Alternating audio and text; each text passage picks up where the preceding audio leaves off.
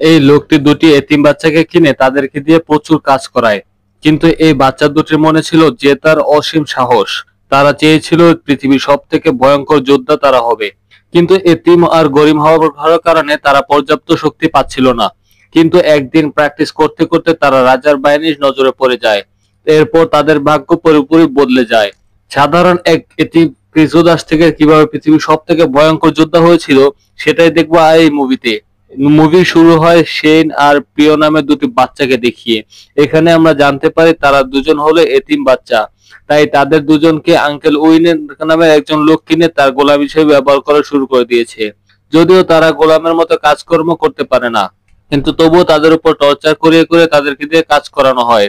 তাদের দুজনের যেমন ছিল জাহান্নামের মতো, তবে এত কিছুর মাঝখানে তারা একে অপরকে সাহায্য করত, একে অন্যের খেয়াল রাখতো। আর তাছাড়া তাদের দুজন মিলে এই স্বপ্ন দেখতো তারা বড় হয়ে আত্মীয় নামে একজন জেনারেলের মতো খুব ভয়ঙ্কর একজন জেনারেল হবে, যাতে করে তাদেরকে সবাই ভয় পায় আর যুদ্ধের কমান্ড দিতে পারে। তারা প্রত্যেকদিন গাছ জোগাড় করে আর সেগুলোকে কেটে টুকরো টুকরো করে লাকড়ি বানায়, আর এটাই ছিল তাদের কাজ। তবে সেখান থেকে দুই তিনটা লাঠির মতো নিয়ে তারা দুজন চলে আসতো জঙ্গলের মধ্যে। জঙ্গলে এসে সেগুলো দিয়ে তারা তলোয়ার বানিয়ে প্র্যাকটিস করত। যদিও তারা তলোয়ারবাজি সম্পর্কে তেমন কিছুই জানতো না, তবুও তাদের দুজন মিলে ফাইট করার ট্রাই করতো। আর এমন করে ফাইট করতে করতে একটা সময় তারা দুজন বড় হয়ে যায়। এরপর আমরা দেখতে পাই এখন তারা অনেক কিছুই শিখে গিয়েছে। এখন তারা দুজন ভয়ঙ্কর তলোয়ারবাজও হয়ে গিয়েছে। তারা একে অন্যের সাথে খুব ভালো করে ফাইট করতে পারে, আর কেউ কেউকে আঘাত করতে দেয় না। আর তেমন করে যেমন একদিন তারা ফাইট করছিল, তখন চ্যাং নামের একজন কমান্ডার তার দুজনকে ফাইট করতে দেখে ফেলে। আর প্রিয় এত সুন্দর স্কিল দেখার পরে সে তার উপরে ইমপ্রেসড হয়ে যায়। আমরা দেখতে পাই তারা দুজন ভয়ঙ্কর ভাবে ফাইট করছিল, আর এই ব্যাপারটা তাকে ইমপ্রেস করছিল। পরের দিন সকালবেলা চ্যাং চলে আসে আঙ্কেলের কাছে, আর সে তাকে বলে প্রিয়কে যেন তাকে দিয়ে দেওয়া হয়, কারণ সে হচ্ছে গিয়ে রাজার লোক। রাজা বিভিন্ন জায়গায় লোক পাঠিয়ে যে ভালো যোদ্ধাগুলো আছে যারা যোগ্য ব্যক্তি তাদের সবাইকে একজোট করছে, যাতে করে সে সামনের যুদ্ধটা ফেস করতে পারে। তাকে বলে প্রিয়কে নিয়ে সে এখনই মহলে চলে যাবে, এরপর তাকে ট্রেনিং করে একজন ভালো যোদ্ধা বানাবে। এটা শোনার পরে আঙ্কেলও খুশি হয়ে যায়, যদিও সে দিতে চাইছিল না, তবে তবুও তাকে বাধ্য হয়ে দিতেই হয়। যদিও এই সুযোগটা সেন সেদিন পায়নি, তবে সেন এই ব্যাপারটা নিয়ে খুবই খুশি ছিল যে তার একটা ফ্রেন্ড সুযোগ পেয়েছে। সে এখন রাজার জন্য লড়বে। আর সে দিন রাতের বেলা শেষবারের মতো চলে যাওয়ার আগে তারা দুজন পাহাড়ের উপর গিয়ে আরো একবার তলোয়ারবাজি করে। এখানে তারা দুজন প্রমিস করে যে তারা ভয়ঙ্কর যোদ্ধা হবে, এজন্য যত কিছুই করতে হলেও তারা সেই সমস্ত কাজগুলো করবে।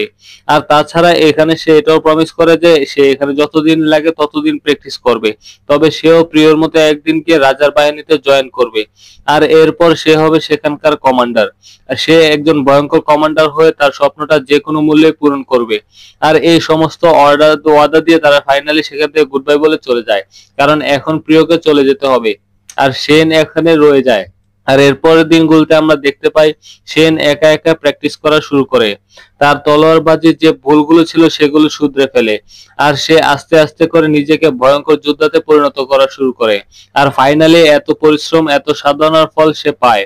কারণ সে এখন যে কোনো গাছকে একটা তলোয়ার দিয়ে দু টুকরো করে ফেলতে পারে, তাও সিম্পল একটা আঘাতের মাধ্যমে। তাকে তেমন কোনো কষ্টই করতে হয় না। এরপরে একদিন সকালবেলা যখন সে তার রুমের মধ্যে শুয়েছিল, তখনই হঠাৎ তার দরজা কেউ নক করে। সে দরজা খুলে দেখতে পায় তার সামনে প্রিয় দাঁড়িয়ে আছে। আর এটা দেখার পরে সে পুরোপুরি শকড হয়ে যায়। প্রিয় খুব আহত অবস্থায় ছিল, সে একেবারে মৃত্যুর পথযাত্রী ছিল, একেবারে জীবনের শেষ মুহূর্তে। আর মৃত্যুর আগে সে সেনকে বলা শুরু করে যে আমাদের দেশের মধ্যে আক্রমণ হয়েছে, রাজার বাইরে থেকে রাজাকে মারার জন্য গোয়েন্দা পাঠিয়েছে, যাতে করে তাকে যে কোনো মূল্যে মেরে সে ক্ষমতা দখল করতে পারে। আর এজন্য মন্ত্রীরা প্ল্যান করে রাজার বেশে প্রিয়কে সেখানে বসিয়ে দিয়েছিল, যাতে করে তারা বুঝতে না পারে যে রাজা কোনটা। আর এজন্য তার উপর আক্রমণ করে রাজাকে দিয়েছে। আর এখানে প্রিয় তাকে একটা নকশা দেখায়, যেটা ছিল একটা গ্রামের নকশা। সে তাকে বলে তুমি যত তাড়াতাড়ি সম্ভব সেখানে যাবে, কারণ সেখানে এখন বাহিনীরা অবস্থান করবে। তুমি গিয়ে তাদের সাথে মিট করবে, আর তাদের সাথে যুদ্ধ করে আমাদের দেশকে সেভ করবে, কারণ একমাত্র এই যুদ্ধটাই পারে তোমাকে একজন ভয়ঙ্কর যোদ্ধা বানাতে আর আমাদের শেষ স্বপ্নটা পূরণ করতে। তখন সেন সেদিন রাতের বেলা পাগলের মতো দৌড়ানো শুরু করে। দৌড়ে সে গ্রামের দিকে যাওয়া শুরু করে, যে গ্রামের নকশাটা তাকে দেওয়া হয়েছিল। তবে কিছু দূর যাওয়ার পরে কিছু গুন্ডা তার উপর আটক করে। সেও তাদের সাথে ভয়ঙ্করভাবে ফাইট করা শুরু করে আর একে একে তাদেরকে মারা শুরু করে। সে বছরের পর বছর প্র্যাকটিস করে এতগুলো স্কিল আয়ত্ত করেছে যে এই যে স্কিলগুলো তাকে বানিয়ে দিয়েছে একজন ভয়ঙ্কর যোদ্ধা। এখন তার সামনে কেউ দাঁড়াতে পারে না। তাই সেন সেখানে সবাইকে ধোলাই করে তার আবারও লক্ষ্যের দিকে এগোতে শুরু করে। সে দৌড়ে গ্রামে চলে আসে, তবে এখানে সে তেমন কিছুই দেখতে পায় না। না পায় সে বাহিনীদের, না পায় তাদের কোনো চিহ্ন।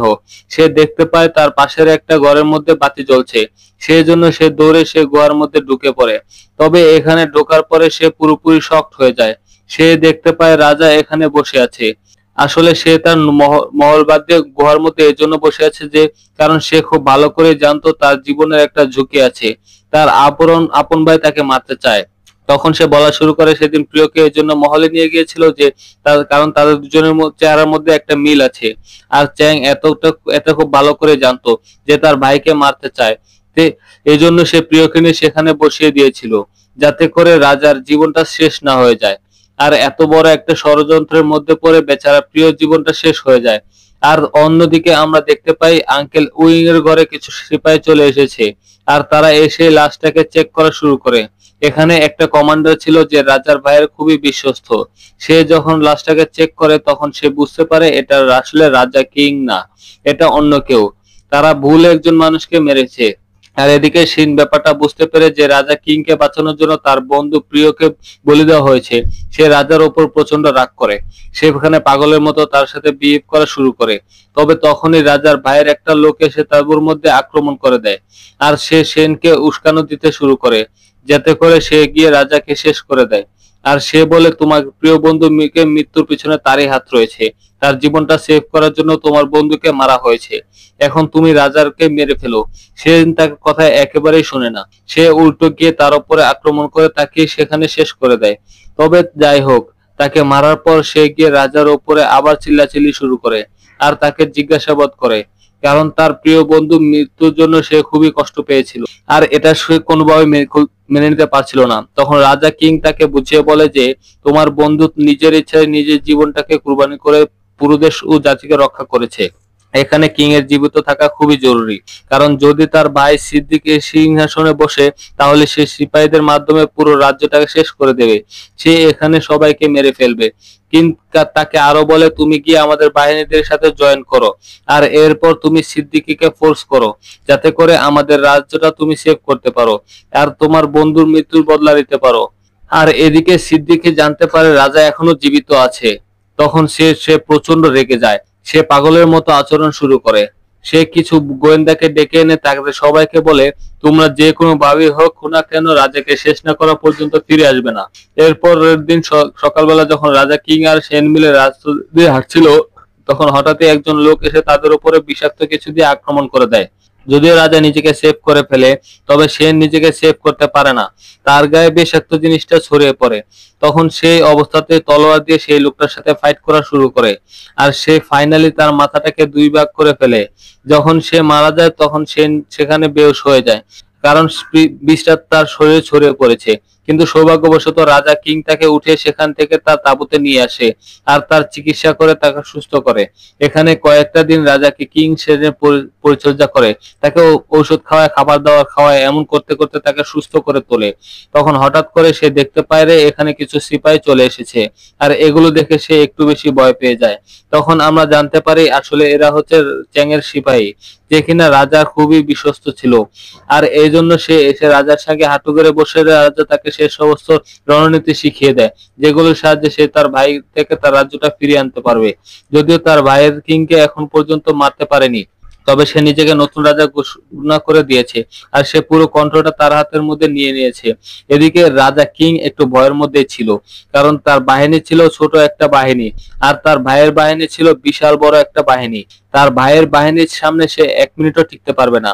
সে এইগুলো নিয়ে যখন টেনশন করছিল তখন তার একজন সোলজার তাকে পরামর্শ দেয় যে পাহাড়ের কিছু যোদ্ধা আছে যারা ভয়ঙ্কর রকমের জঙ্গলি যোদ্ধা, আমরা চাইলে তাদেরকে সাহায্য নিতে পারি।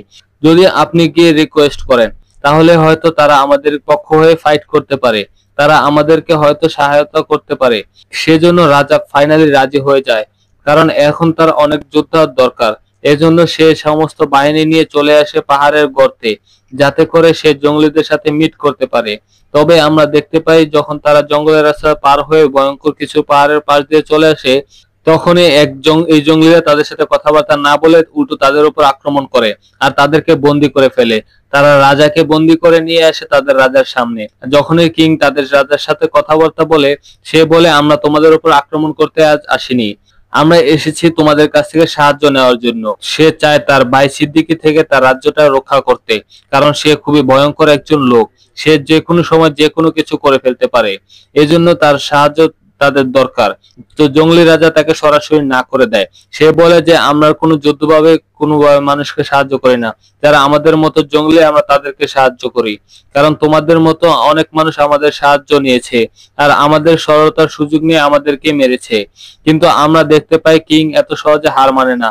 তার পূর্বপুরুষ জঙ্গলিদের ওপর যত হামলা করেছে তার জন্য সে মাফ চায়। এতে করে তার সরলতা দেখতে পেয়ে জঙ্গলিরা ইমপ্রেস হয়ে যায় আর জঙ্গলি রাজা তাকে মাফ করে দেয়। আর ফাইনালি সে তার বাহিনীকে বলে তারা যেন কিং এর সঙ্গী হয়ে তার রাজ্যটা দখল করে নেয়। এরপর তারা প্ল্যান করতে থাকে কিভাবে তারা রাজ্য দখল করবে। সে প্ল্যান করে মহলটাকে চারপাশ দিয়ে তারা ঘিরে ফেলবে, এরপরে আক্রমণ চালাবে। আর সে দুইটা বাহিনীর কমান্ডার দুজনকে বানিয়ে দেয়। একটা হলে গিয়ে তার বিশ্বস্ত চ্যাং, আর অন্যটা হচ্ছে শেং, মানে জঙ্গলিদের কমান্ডার হবে শেং। আর রাজা কিং তার পোশাক পরিবর্তন করে পুরো জঙ্গলি হয়ে জঙ্গলিদের মতো লুকিয়ে থাকবে, যাতে করে তাদেরকে কেউ চিনতে না পারে আর তাকে দিয়ে আক্রমণ করতে না পারে। এর পরের দিন তারা মহলটা চারিদিক থেকে ঘিরে ফেলে। এরপরে দেখা যায় সিদ্দিকের কমান্ডারকে জঙ্গলি কমান্ডার এসে বলে, আমরা তোমাদের সাথে কাজ করতে চাই, তোমাদের হয়ে যুদ্ধ করতে চাই। এজন্য কমান্ডার খুশি হয়ে যায় এবং রাজদরবার খুলে দেয়। এরপর যখন তারা সুযোগ পেয়ে যায়, তখনই গার্ডদের উপর আক্রমণ শুরু করে। এতে করে অনেক গার্ড সেখানে মারা যায়। এই সমস্ত দেখার পর সেখানে বড়সড় একটা হট্টগোল বেঁধে যায়। এরপর রাজা কিং সেনকে বলে, তুমি তোমার বাহিনী নিয়ে একটা গোপন সুড়ঙ্গের মধ্য দিয়ে মহলের মধ্যে প্রবেশ করবে, যাতে করে মহলের মধ্যে আমাদের উপর কেউ আক্রমণ করতে না পারে। আর সে নিজের জঙ্গলিদের মধ্যে থেকে যুদ্ধ চালিয়ে যাবে। আর আমরা দেখতে পাই খুব শীঘ্রই এই দুই গ্রুপের মধ্যে একটা ভয়ঙ্কর যুদ্ধ শুরু হয়ে যায়। তবে কোনোভাবে তার ভাইয়ের গ্রুপটা এই জঙ্গলিদের সাথে পেরে উঠছিল না, কারণ জঙ্গলিরা ফাইটে খুবই এক্সপার্ট ছিল। আর তারা এতটা এক্সপার্ট যে তাদের সামনে দাঁড়ানো অসম্ভব। তারা একাই 3-4 জনকে মোকাবেলা করতে পারে। এমন করে তারা সব সৈন্যদেরকে মারতে থাকে আর আস্তে আস্তে তারা জয়ের দিকে এগিয়ে যায়। এদিকে সেন যখন তার বাহিনী নিয়ে টানেলের ভিতর দিয়ে যাচ্ছিল, তখন এক ভয়ঙ্কর প্রাণী তাদের সামনে চলে আসে। আসলে এই টানেলের রাস্তাটা ছিল পার করার এই রাক্ষসকে ফেস করতেই হবে, কারণ যদি তাকে না মারা যায় তাহলে সে নিজে সবাইকে মেরে ফেলবে।